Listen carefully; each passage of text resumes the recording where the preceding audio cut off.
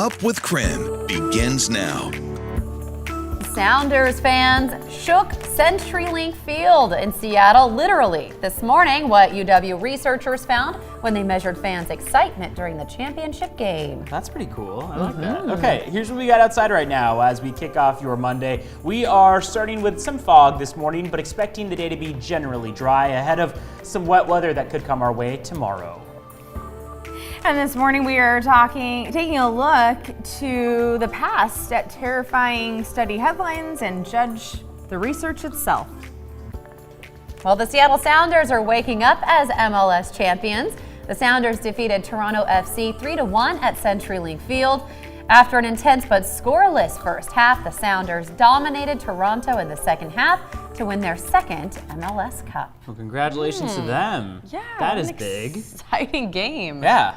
Yeah, and I know a lot of people maybe made the trek over to Seattle to watch the game because it was a big one for sure, and we came home with the W, so that's great. There we go. Very Yeah. nice. And happy Veterans Day to everyone at home watching us.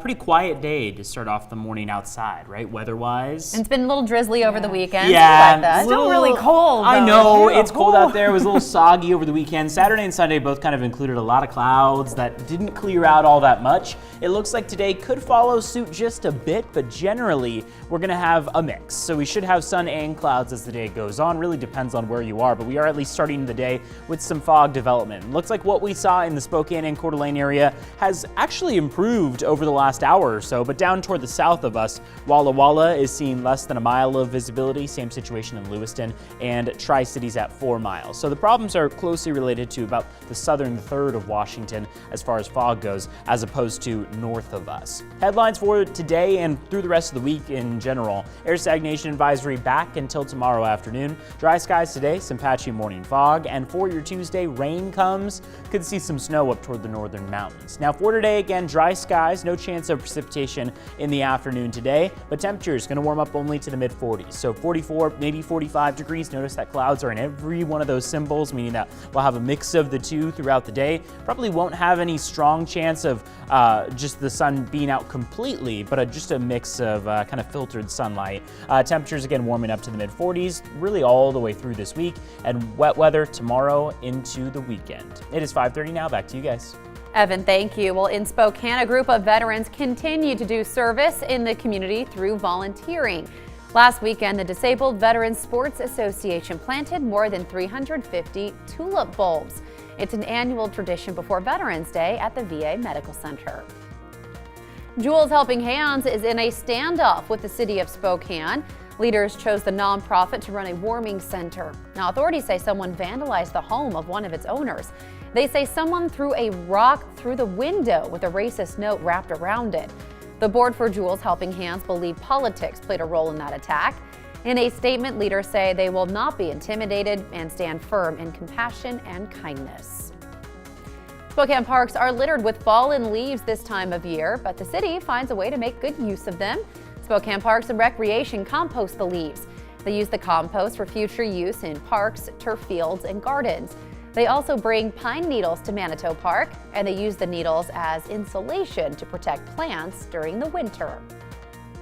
The Gonzaga women's basketball team took home a win in their first regular season game. They beat California State 92-48. 4 players finished in double-digit points. Gonzaga plays next on November 14th against UT Martin at 7:30 p.m. Well, that's your morning rush. More news in less time. Let us know what's happening in your neighborhood by using the hashtag #UpWithKREM. 5:32 now. Well, after some claims last month about baby food, we're diving into the science behind the studies. Our Verify team is breaking down how to look past a terrifying headline and judge the research for itself. Did you know chocolate can help you lose weight? I read it in a study online, so it has to be true, right? Wrong.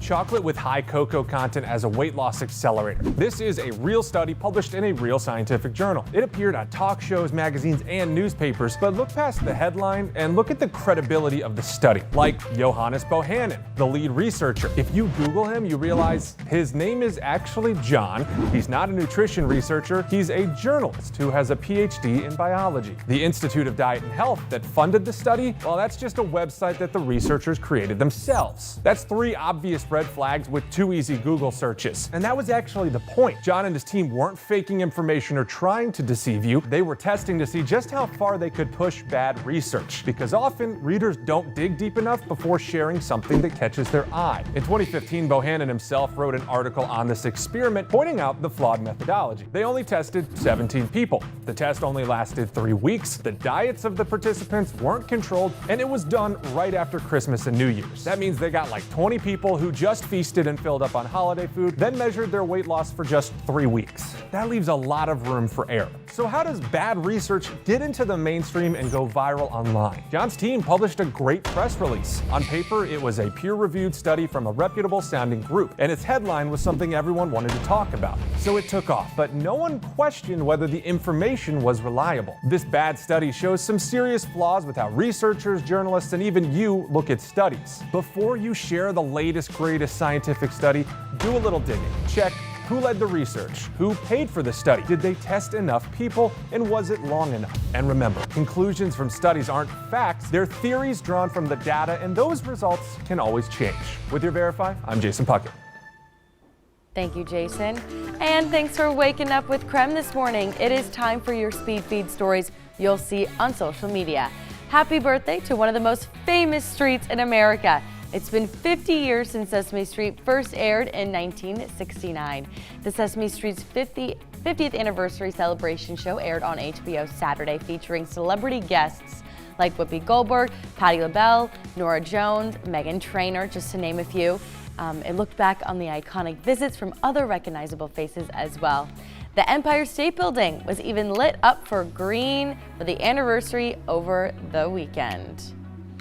I showed you a viral video last week of a black cat darting across an NFL football game. Moments after that, the Dallas Cowboys scored and ultimately came out victorious. They announced that Cat as the MVP and for Saturday's game against the Minnesota Vikings. Also, linebacker Jalen Smith was even sporting the cat on his t-shirt before the pre-show game as some fashion. I mean, this cat has really created a name for itself. Yeah, see? They're like very much. I was like, that is your fan right there. No, they're capitalizing on everything. And I'm sad to say that they didn't win. So the black cat magic has gone away. Oh no, but I still love it. That's a way to get me to watch football. That's every exactly day. what I was Right, they have the thinking. players all wear I'm cat suddenly shirts, and interested Jen in is sports. there. Front row. I'll shell out money for This the is front the row content seat. we're here for. Yeah, exactly. Running cats on the field. Yeah. There you go. Absolutely. Maybe we can get something with that for Well, they do WSU, kitten right? Yeah. football usually. Yeah. for Yeah, Super Bowl. and then like yeah. the puppy bowl, Kitty and bowl. everything. Yeah. Yeah, all the above. I'm in big support of that. Oh yeah, we love it. All right, 5:36 now. Well, the Seattle Sounders, we've been talking about this, are the new MLS champions. After the break, how a team of scientists recorded what they call the Sounders Soccer Shake. And this morning, we are honoring those who have served. In our next half hour, we learn about the Veterans Day events around Spokane. And congratulations to Bill Fowler. You just won 2 Up with KREM coffee mugs, coffee beans, and a gift card to Thomas Hammer Coffee Roasters.